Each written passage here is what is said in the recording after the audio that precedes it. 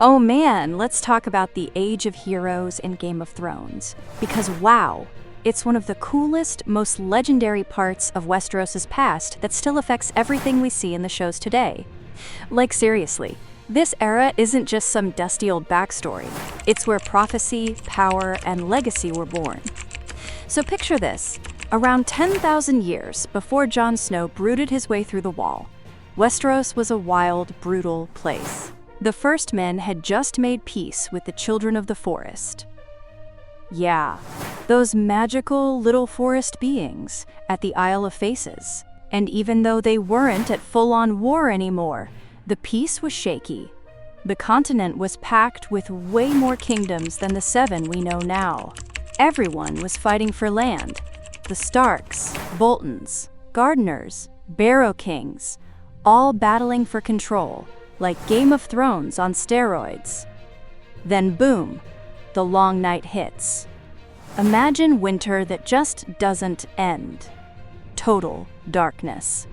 White Walkers show up from the north, bringing death and cold like the stuff of nightmares. It got so bad that even the humans and the children had to team up again.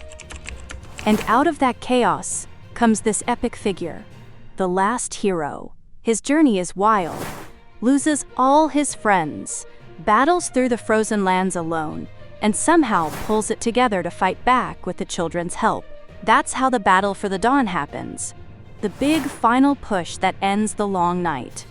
Absolute legend. But it wasn't just one hero.